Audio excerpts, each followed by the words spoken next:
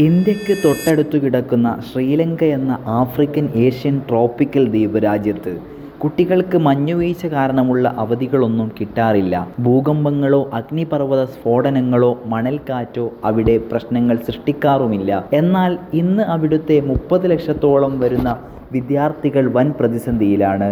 പരീക്ഷ എഴുതാൻ പേപ്പറോ മഷിയോ വാങ്ങാൻ പോലും അവിടുത്തെ വിദ്യാഭ്യാസ വകുപ്പിന് പണമില്ല. എന്നാൽ ഇന്ന് പേപ്പറിൻ്റെ കാര്യം അതിലും നിസ്സാരമാണ്. നഗരങ്ങൾ ഒന്നടങ്കം സ്തംഭിച്ചിരിക്കുന്നു. അരിയും ഇന്ധനവും മരുന്നുകളും തുടങ്ങിയ അവശ്യ വസ്തുക്കളുടെ വില ഇരട്ടിയും മൂന്നിരട്ടിയും വർദ്ധിച്ചു. ദിവസം 15 മണിക്കൂർ വരെ നീളുന്ന പവർ കട്ടുകൾ. 10 വർഷം മുമ്പ് വരെ ആഭ്യന്തര യുദ്ധത്തിൽ പോരാടിയ ക്രിസ്ത്യാനികളും ഹിന്ദുക്കളും മുസ്ലിങ്ങളും ബുദ്ധ സന്യാസിമാരും വരെ ഒന്നടങ്കം തെരുവിൽ പ്രതിഷേധിച്ചു കൊണ്ടിരിക്കുകയാണ്. എന്നാൽ ഭയാനകമായ സത്യമെന്തെന്നാൽ ഇതൊരു തുടക്കം മാത്രമാണ്. ഇന്ന് ലോകമെമ്പാടുമുള്ള വികസ്വര രാജ്യങ്ങളിൽ വരാനിരിക്കുന്ന ഒരു വലിയ കൊടുങ്കാറ്റിൻ്റെ ആദ്യ സൂചന മാത്രമാണ്. സാമ്പത്തിക ശാസ്ത്രത്തിൽ ഒരു രാജ്യം മറ്റ് രാജ്യങ്ങളിൽ നിന്ന് ഉൽപ്പന്നങ്ങൾ ഇറക്കുമതി ചെയ്യുന്നതും കയറ്റുമതി ചെയ്യുന്നതും തമ്മിൽ വലിയ വ്യത്യാസമുണ്ട്. അമേരിക്ക പോലുള്ള രാജ്യങ്ങൾക്ക് വലിയ ട്രേഡ് ഡെഫിസിറ്റ് ഉണ്ടായാലും അത് വലിയ പ്രശ്നമല്ല. കാരണം അവരുടെ കറൻസി ഡോളറാണ്.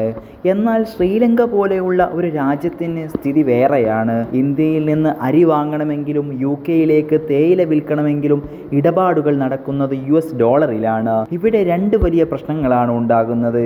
ഒന്നാമത്തേത്, കയറ്റുമതിയേക്കാൾ കൂടുതൽ ഇറക്കുമതി ചെയ്യുമ്പോൾ കയ്യിലുള്ള ഡോളർ തീർന്നു പോവുകയാണ്. രണ്ടാമത്തേത്, ഡോളർ തീർന്നാൽ പിന്നെ അവശ്യ വസ്തുക്കൾ ഇറക്കുമതി ചെയ്യാൻ കഴിയുകയുമില്ല. ശ്രീലങ്ക വൻതോതിൽ അരിയും ഗോതമ്പും പഞ്ചസാരയും മരുന്നുകളും എണ്ണകളും എന്നിവ ഇറക്കുമതി ചെയ്യുന്ന രാജ്യമാണ്. ശ്രീലങ്കൻ സർക്കാരിൻ്റെ തെറ്റായ ഭരണ നയങ്ങളാണ് ഇതിൻ്റെ പിന്നിൽ നടമാടിയത്. കഴിഞ്ഞ വർഷം രാജ്യം പൂർണ്ണമായും ജൈവ കൃഷിയിലേക്ക് മാറുന്നുവെന്ന് പ്രഖ്യാപിച്ച് കെമിക്കൽ വളങ്ങളെല്ലാം നിരോധിക്കുകയുണ്ടായി. ഫലമോ കാർഷികോൽപാദനം പകുതിയായി കുറഞ്ഞു.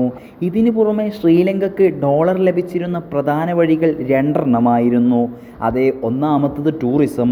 GDPയുടെ 22% ടൂറിസമായിരുന്നു. എന്നാൽ 2019 ഈസ്റ്റർ ഭീകരാക്രമണവും തുടർന്നു വന്ന കോവിഡും ടൂറിസത്തെ പൂർണ്ണമായി തകർത്തു. രണ്ടാമത്തേത് പ്രവാസി പണമാണ്, അഥവാ റെമിറ്റൻസ്. വിദേശത്ത് ജോലി ചെയ്യുന്നവർ നാട്ടിലേക്ക് അയക്കുന്ന പണം. രാജ്യത്ത് പ്രതിസന്ധികൾ വളരാൻ തുടങ്ങി. പ്രധാനമായും 3 പ്രതിസന്ധികൾ. ഒന്നാമത്തേത്, ഡോളർ ഇല്ലാത്തതിനാൽ ഇന്ധനവും അരിയും വാങ്ങാൻ കഴിയാതെയായി. രണ്ടാമത്തേത്, ജനങ്ങളുടെ സമ്പാദ്യത്തിൽ മൂല്യം ഒറ്റ രാത്രി കൊണ്ട് ഇല്ലാതായി.